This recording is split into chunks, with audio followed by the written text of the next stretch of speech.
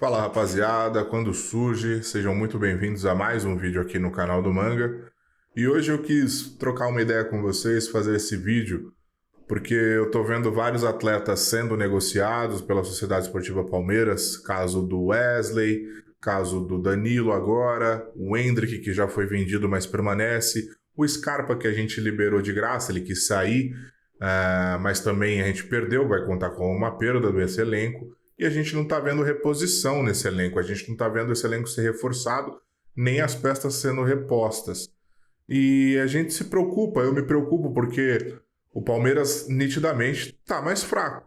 Quando você perde o melhor jogador do Campeonato Brasileiro de 2022, você está mais fraco. Quando você perde o volante principal, o volante titular da sua equipe, você está mais fraco. E a grana, teoricamente, está entrando, mas a gente não vê o Palmeiras se movimentando no mercado. Todas as justificativas que o Palmeiras dá é que vai apostar mais na base agora, né, na categoria de base, vai manter parte do elenco vencedor, que são os mais experientes ali, que são os caras mais de confiança do Abel, que o Palmeiras entende que ainda são muito importantes para o elenco. E junto a isso, o Palmeiras também fala que não vai fazer loucuras no mercado, justamente para não gastar mais do que arrecada e muito menos pagar caro num jogador que não necessariamente vai se transformar em realidade. Essas são palavras da diretoria do Palmeiras, tá? O Palmeiras justifica dessa forma a sua não ida ao mercado. Por outro lado, a gente tem o Flamengo, que é a equipe que rivaliza com o Palmeiras, indo totalmente na contramão disso que o Palmeiras está fazendo. E teoricamente o Flamengo passou pelos mesmos problemas que o Palmeiras passou, já que todos passaram pelo período sem futebol, pelo período também sem público no estádio. O Flamengo também tem problemas de gestões passadas para resolver, né, essas dívidas que correm em paralelo ao futebol. E é claro que o Flamengo arrecada mais que o Palmeiras, mas não é só isso que eu acho o fator principal para essa diferença entre Palmeiras e Flamengo. E para mostrar de fato qual é o problema do Palmeiras e por que esse problema de fluxo de caixa afeta o Palmeiras na realidade, e não é só uma justificativa, mas afeta por escolha da diretoria, então na época do Maurício Gagliotti. E antes disso, antes de eu explicar o porquê, eu quero contextualizar com um trechinho de uma entrevista do César Grafietti, que é um economista conceituado, aí você já deve ter ouvido falar. O cara entende pra caramba de gestão financeira no esporte, tá até por trás do movimento de estruturação do fair play financeiro no futebol brasileiro. E ele deu uma entrevista para o Bernardo Ramos falando a respeito da dívida do Flamengo. Mas eu acho que a explicação que ele dá vai servir muito para contextualizar e explicar o que eu quero falar para vocês aqui. Então se liga que eu vou colocar aqui o vídeo dele para a gente dar uma olhada. É bem curtinho, tá? Para a gente poder contextualizar e explicar de vez o porquê o Palmeiras não se movimenta no mercado. Bom, e assim, primeira coisa, dívida é ruim? Não, dívida não é ruim. Dívida o problema da dívida é a origem dela. Então, assim, você pega esses 200 milhões que eu falei que são dívida estrutural do clube, é uma dívida que foi alongada, é uma dívida que foi feita no passado por atraso de salário, atraso de impostos e tudo mais. Essa é uma dívida ruim, porque tira dinheiro hoje por algo que foi mal feito no passado. Agora, quando você fala numa dívida pela contratação de um atleta, que você pagou 20, 25 milhões de euros, para ter um atleta que reforce seu clube, e você vai pagar essa aquisição em 2, 3 anos, é uma dívida boa, é um investimento. Então, Então aí o primeiro ponto, ele está falando a respeito do Flamengo. O Flamengo a gente sabe que tinha dívida muito grande vinda das gestões passadas, como ele fala, por atraso de salário, dívidas que são dívidas estruturais, né? Não pagamento de impostos. O Flamengo ainda tem essas dívidas correndo em paralelo, mas são dívidas de longo prazo com baixo custo, principalmente perto do que o Flamengo arrecada. E outra coisa são as dívidas feitas por contratações de atletas, que você divide em 2, 3 anos e elas são consideradas investimentos. Ambas as dívidas você pode tocar o barco, você pode tocar a longo prazo, uma é mais benéfica que a outra, mas todos os clubes possuem esse tipo de dívida.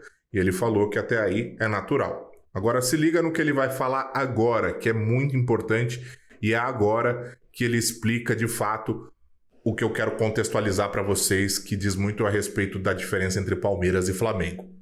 E por que você não paga toda a dívida de uma vez, né? Se você pagasse hoje os 500 milhões de reais de dívida do Flamengo com todo o dinheiro que ele arrecada, falta dinheiro para tocar o dia a dia, falta dinheiro para pagar salário, você vai ter que reduzir um pouco os custos, né? Tem custo do clube social, enfim, tem uma série de outros custos.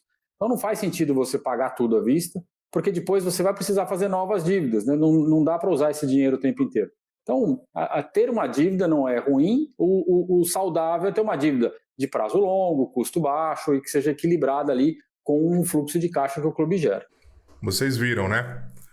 Então, o que você não deve fazer? Isso palavras do César Grafietti, que é um economista muito bem conceituado, aí o cara que está por trás, como eu já disse, da estruturação do fair play financeiro no futebol brasileiro, um cara que sabe muito de economia no meio do esporte, principalmente no meio do futebol. O que você não deve fazer?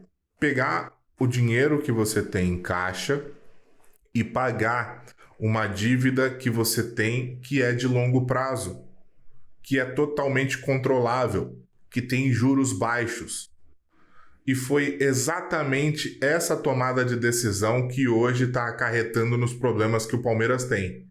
A principal tomada de decisão é essa. A dívida com o Paulo Nobre, que foi paga precocemente, sem nenhuma necessidade. Uma dívida paga justamente por motivação política. Porque a Leila, então patrocinadora e aspirante a ser presidente do Palmeiras, não tinha boa relação com Paulo Nobre. O Maurício Gagliotti, que era mais colado na Leila, também já não tinha mais relação com o Paulo Nobre. E assim, o Maurício Gagliotti, presidente, decidiu pagar a dívida com o Paulo Nobre de maneira precoce, erroneamente, indevidamente, quitando e tirando qualquer relacionamento do Palmeiras com o Paulo Nobre. Isso tudo de cunho político, porque em seguida quem viria a presidir o Palmeiras seria a Leila Pereira.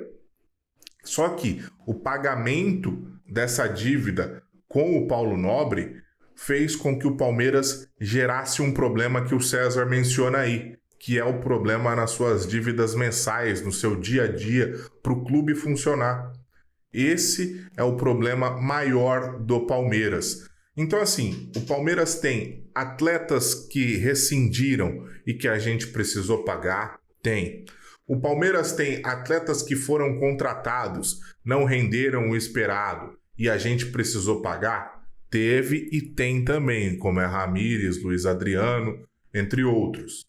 Mas o principal problema do Palmeiras foi quitar uma dívida grande, que era de longo prazo, por cunho político.